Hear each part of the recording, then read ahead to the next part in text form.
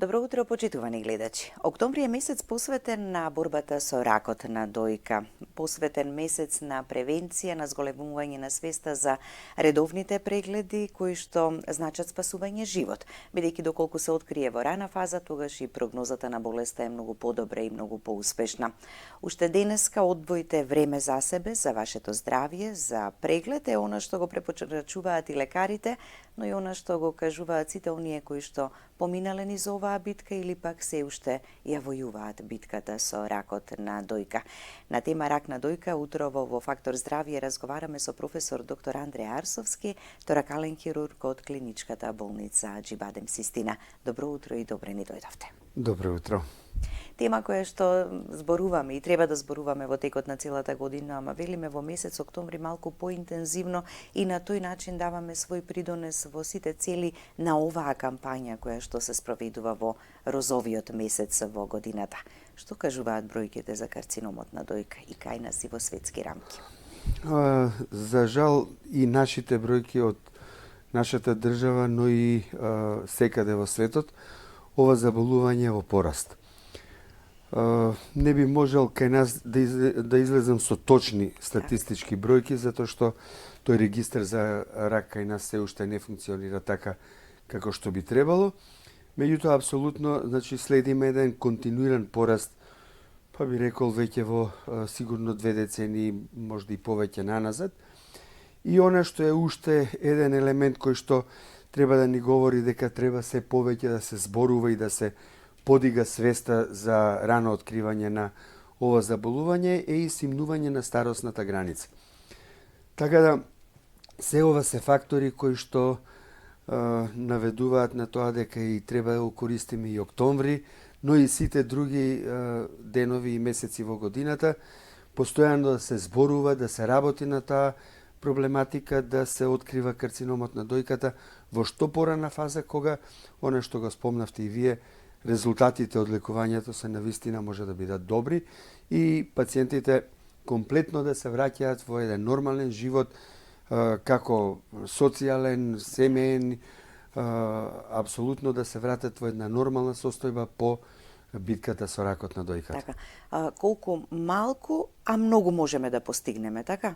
Само редовно да превенираме, односно редовно да правиме прегледи. Тоа ќе значи придобивка и бенефит и за самата пациентка, ако е откриен во рана фаза, но и за здравствениот систем, така? Помалку трошоци понатаму во лекувањето.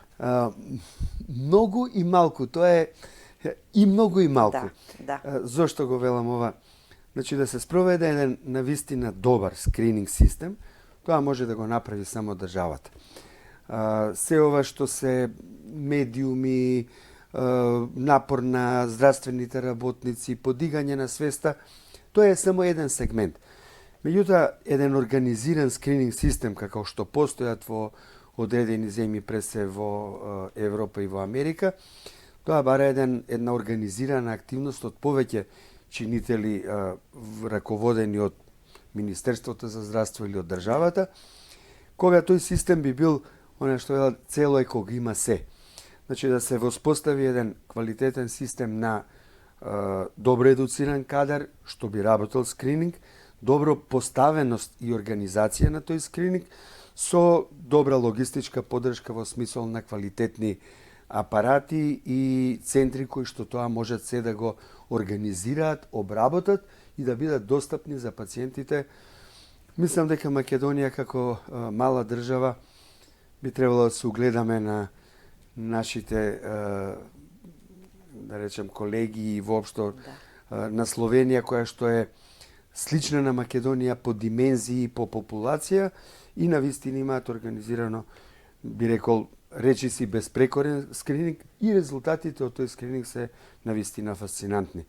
Така да со тоа пациентите ќе се откриваат во многу порана фаза, резултатите од лекувањето ќе бидат извонедни, а државата сето тоа и здравствениот систем ќе го чини многу помалку, за да тие пари може и понатаму да се реинвестираат во раното откривање на ова заболување. Така, карциномот на дојка ќе го има и понатаму, ама важно е да го откриеме во рана фаза и да го излекуваме. Тука не постои превенција.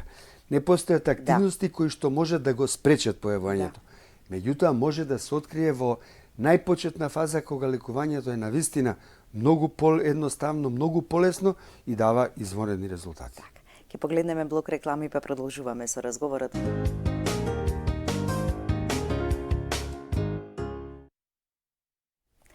Со професор доктор Андреј Арсовски, торакален хирург од клиничката болница Аџибадем Систина, зборуваме и разговараме, односно ја обработуваме темата за карцином на дојка токму во месец октомври, кога ја подигнуваме и свеста и едукацијата кај популацијата, посебно женската, дека треба малку посериозно да гледаме на овој проблем. Имаме доктор Андреј гледач, да дадеме предност на гледачката, па ќе продолжиме со разговорот. Добро утро, повелете, ве слушаме. Ја поздравуваме, мислам, сите жени, вашата активност со врска со борба и рано откривање на карцином на дојка, но морам да кажам дека системот не функционира. Јас конкретно фамилиарна анамнеза имам и барам 6 месеци термин, бидејќи пред 2 години праве во 8 септември, тамо лекарот нагласи во мај 2024 обавезно да одам на преглед. Ниту матичната ми решава проблем, ниту кабинет за дојка. Како да се избориме ние? Од каде знаеме дали имаме или нешто или не? Вика, кога ќе имате проблем, тогаш ќе ви закажеме. Па кога ќе имам проблем, не треба, благодарам. Да, ви благодариме и ние вам за јавувањето. Да, реалноста е ова, доктор Арсовски, така за жал. Она што сакав и да го нагласам, значи, не можеме здравствениот систем да го гледаме поединечно во сегменти, затоа е потребна една, би рекол, подобро организирана активност, која што, за жал, бара и ресурси, и финансии, и кадровски, и опрема и така натаму. И таа организација може да ја направи навистина само државата како за да биде комплетна. Поединечни примери имаме, например, во нашата болница ние имаме сите сегменти од диагностика, извонени апарати, извонени стручњаци кои што таа диагностика ја работат. Имаме хирургија, имаме онкологија, но сепак тоа е приватна болница. Потребно е да биде целиот сегмент сеопфатен за да може да функционира и да немаат пациентите овакви проблеми како што ги кажува гледачката. Но во секој случај за поздрав е што нели внимава на сопственото здравје. Спомене дека имаат фамилиарната историја. Од една страна некако имаме жени кои што и премногу си се грижат, односно онака како што треба за здравјето. Од друга страна веројатно има и пациентки кои што малку го занемаруваат тоа. Секогаш ние луѓето сме сите различни, затоа не треба да се остава на поединецот да одлучува, туку треба да има стриктно пропишани правила кои што треба да бидат почитувани од сите. Така. Причините за карцином на дојка се уште се нејасни. Нема, меѓутоа некои фактори на ризик преовладуваат ли или пак се подоминантни за да се рече дека тоа е тоа што влијае на појавата на ракот на дојка? Тие фактори на ризик има многу. Од генетски, хормонални, не знам, време на лактација, време на породување, почеток на менструалниот циклус, завршеток. Меѓутоа, сето тоа се, како да кажам, релативно минорни фактори на ризик. Примерно, може да има еден пациент и генетска оптовареност, значи да присутна мутација на тие брка 1, брка 2 гени, а да не добие никогаш карцином и обратно.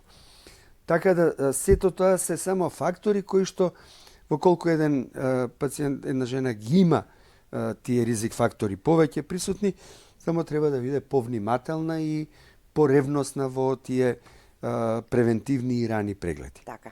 Во А да се спречи, за жал, не може. Така, не може. Само прегледот. Велиме дека од тука некако треба да почнеме или да не му посветуваме најмногу внимание само прегледот е една рутинска субјективна постапка која што пациентот ја применува сам на себе. Значи, здравата жена, најчесто при туширање, се препорачува еднаш месечно да ги испипа своите гради. Маната на оваа метода е што тогаш може да примети само кое е нешто веќе релативно големко и е достапно на пипање. Идејата на скрининзите е да се открие туморот кога не е во фаза кога може да биде видлив или напипан. И тогаш сметаме дека сме успеале ако пациентите ги откриваме, ние го велиме тоа во непалпабилна фаза, значи кога туморот не може да се напипа.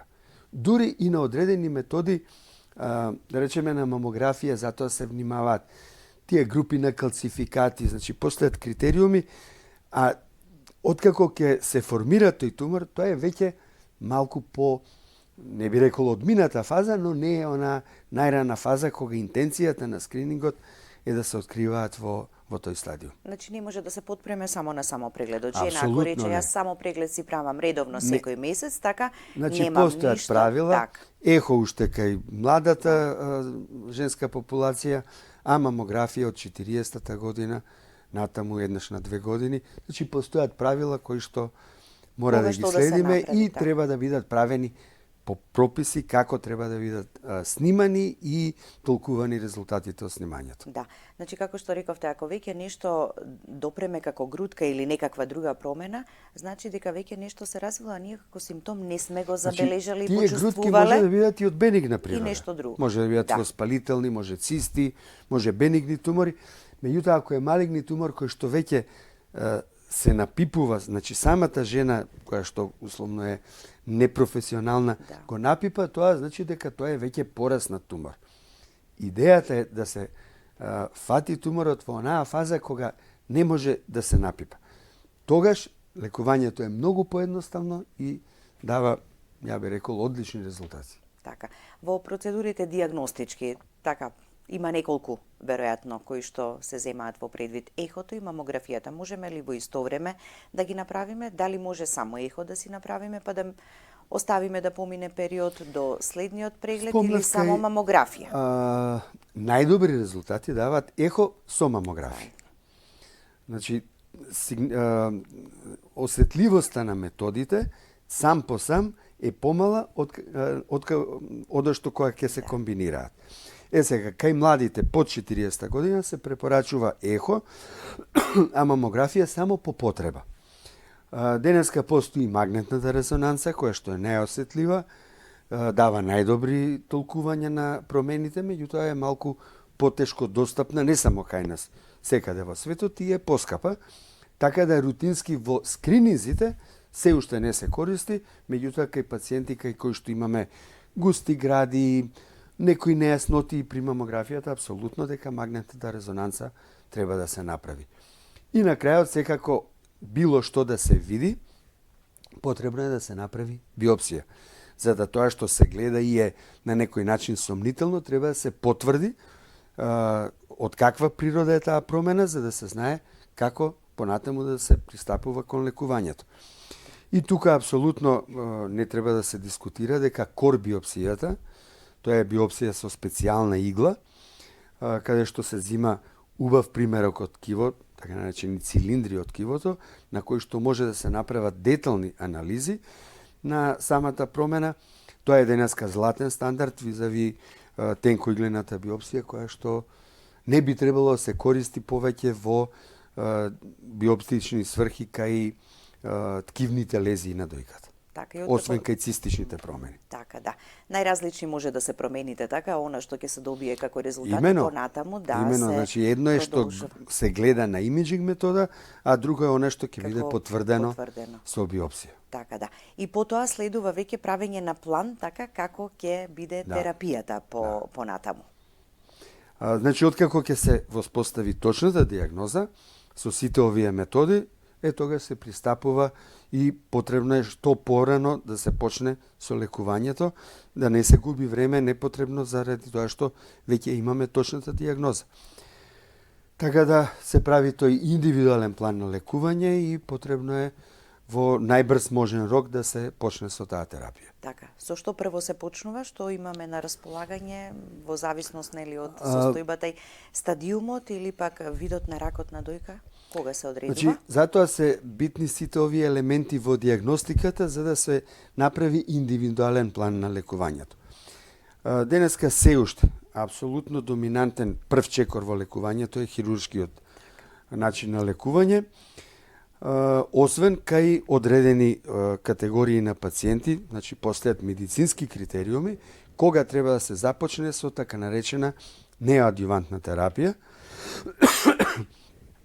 Значи, сепак типот на операција се одредува врз основа на повеќе фактори. Значи, локализација на тумор, големина на тумор, карактеристиките на туморските клетки, возраста на пациентот, конституцијата, градбата, големината на градите и така натаму. Значи, постојат критериуми кога ни укажуваат дека хирургијата треба да биде втор чекор.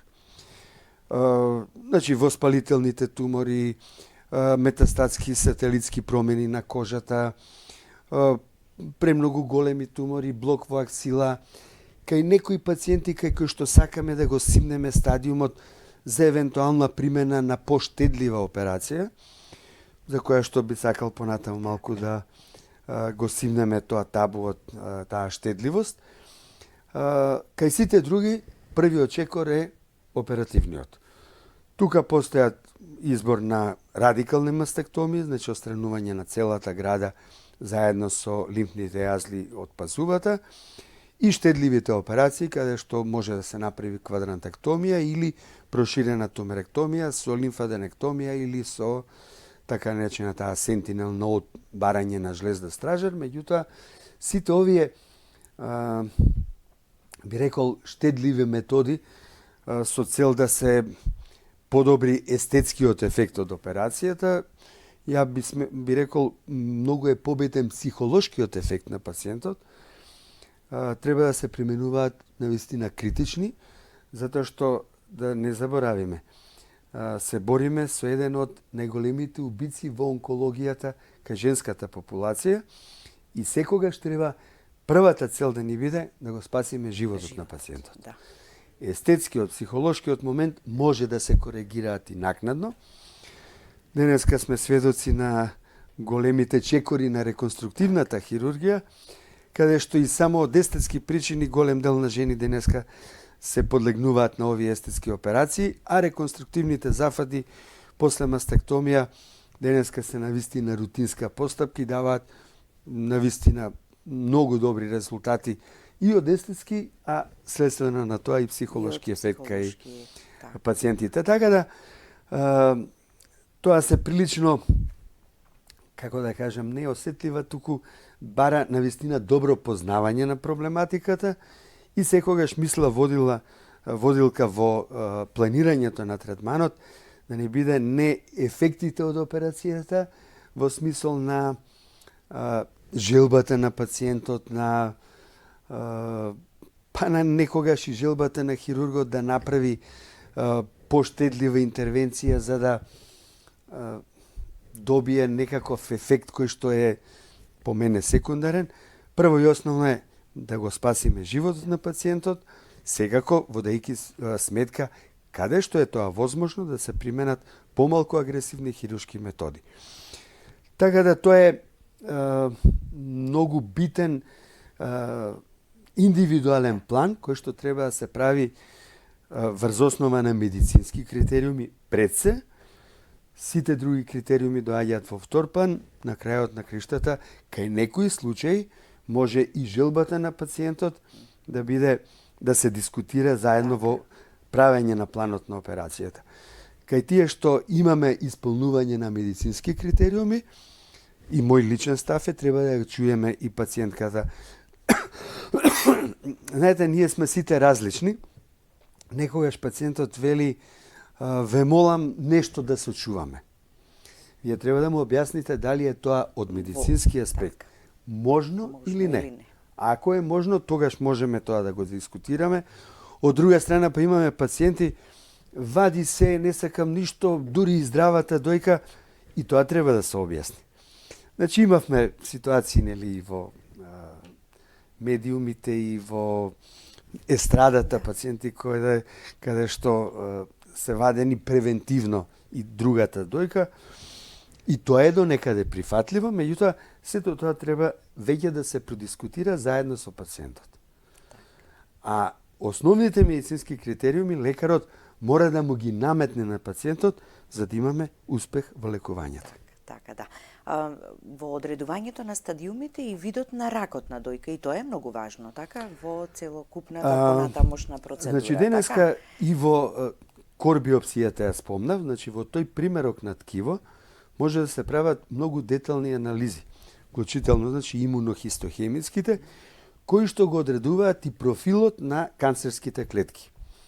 Секако, битна е големината на туморот, битно е присутност, односно видливост на метастази во пазувната јама, евентуалните далечни метастази, изгледот на туморот, конституцијата на пациентката, значи во кој дел од градата е сместен, дали е во централниот, дали е во страничниот.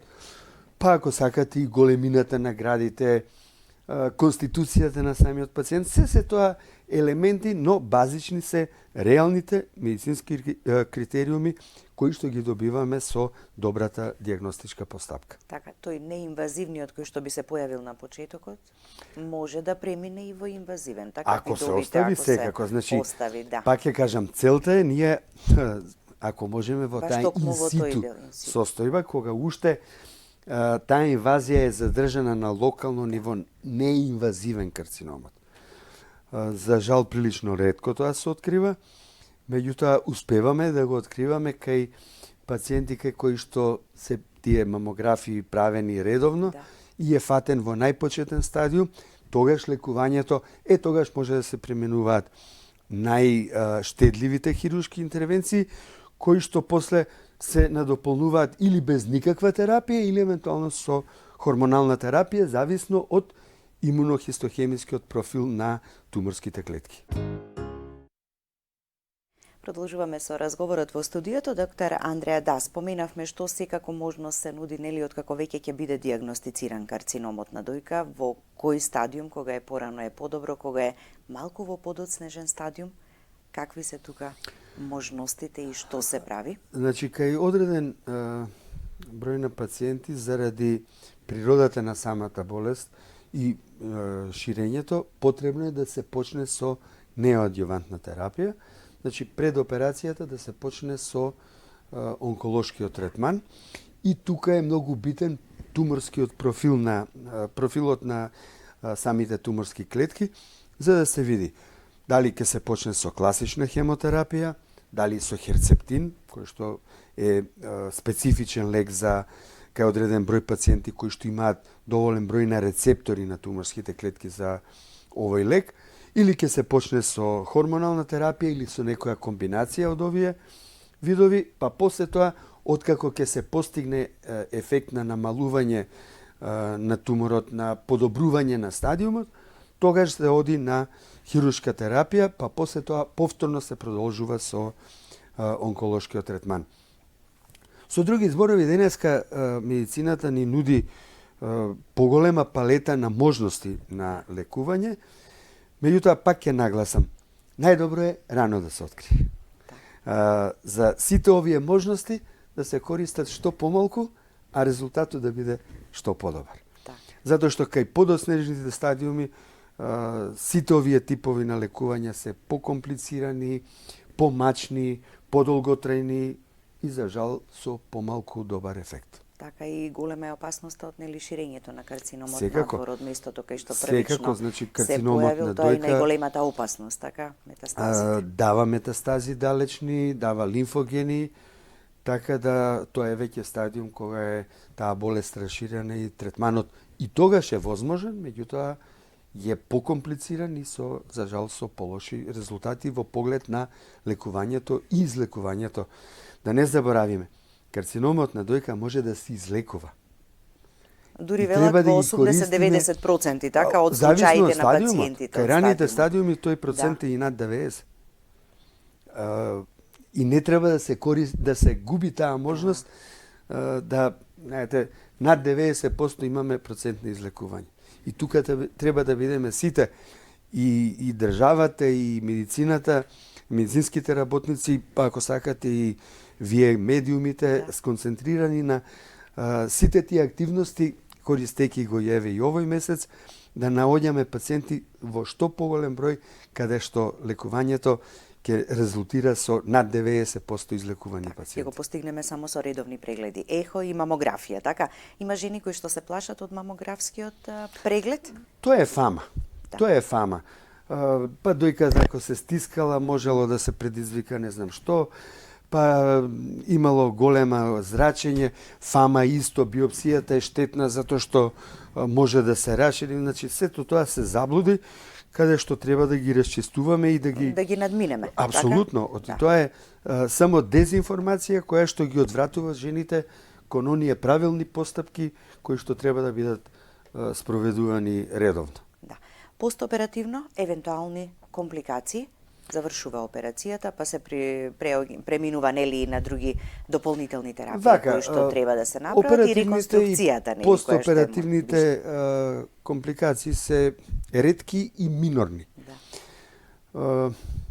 Значи може нормална инфекција на рана, хематом, некогаш зависно од раширеноста може да има оштетување на некои нерви пред се при операција кога се вадат лимфните јазли, може постоперативно да се јави оток заради отстранување на лимфните жлезди, меѓутоа тоа се пак почести компликации кај пациенти во подоснежните стадиуми. Односно по екстензивната хируршка интервенција. Можни се, меѓутоа тие компликации се релативно мали ако ги споредиме со ефектот што го добиваме од радикалната операција. Реконструкцијата денеска, пластичната хирургија во тој дел навистина гази со големи чекори, ако сакате самата индустрија на имплантите, односно на протезите, доведена, да речеме, до едно совршенство во смисол на тие реакции на отфрлување, оштетување на имплантите, имунолошки реакции и така натаму. И навистина ефектите што се предизвикуваат од тие реконструктивни зафати се навистина извонедни. Значи може да се прави реконструкција со природен материјал, со извртување на мускули, користење на масно ткиво, мускулно ткиво и така натаму. Тие си имаат своји предности, но и своји негативни страни у смисол на подолготрајна интервенција, малку повеќе ризици од оштетување на васкуларизацијата, да не влегуваме толку во детали. Вметнувањето на имплантите пак сепак се работи за стран материјал, меѓутоа според мене тие ефекти естетски може да бидат уште подобри и навистина ги стимулираме и ги охрабруваме пациентите после радикални операции тоа да го применуваат откако ќе заврши третманот или кај некои пациенти може во истиот акт. Значи да се отстрани болното ткиво и да се направи реконструкција. И тука постојат критериуми кај кои пациенти тоа е можно, кај кои не. Така да и тој хендикеп на губење на дојката, како етесен символ и на женственост, не е така страшен, односно може да се надмине и да се коригира и да се врати. И да се врати и тој психолошки, да се надмине психолошкиот ефект од губењето на дојката. Така. Контроли, следење на состојбата и после веќе надминување на овој страшен момент. Така, од дијагнозата карцином на дојка, па сиот пат кој што ќе го помине жената понатаму. И откако ќе заврши лекувањето, редовни контроли доживотно. Значи, постои протокол на контроли, првите 3 години вообичаено на 6 месеци, се знае што треба да се прави кај овие пациенти, а откако ќе поминат тие 3 години, еднаш годишно доживотно. Така. Затоа што, за жал, некогаш и по подолги години може да се врати во некој облик болеста, со редовните контроли, дури нешто и да се појави, се открива на почеток, кој што исто така може многу успешно да се третира. Така, да. На крајот би извеле заклучок, дека само доколку редовно ги правиме прегледите, така ќе успееме да ја извојуваме битката, да се избориме, така или навреме. Ајде, повелете еден совет да упатиме. Значи, добар скрининг, кој што мора да го организираме сите ние. Не државата да ни го направи, туку сите ние заедно, под водство на државата, да го направиме и спроведуваме. Понатаму, почитување на медицинската наука, како треба да се диагностицира и понатаму лекува и како треба да се рехабилитира.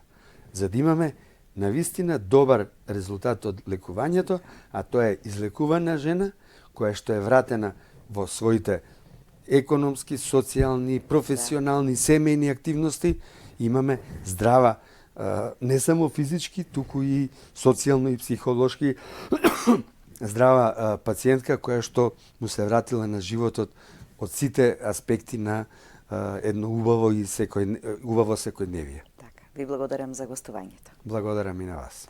Благодарности до вас, почитувани гледачи, за вниманието со кој не следевте. Останете и понатаму со програмата на ТВ24. Имајте убав и пријатен ден.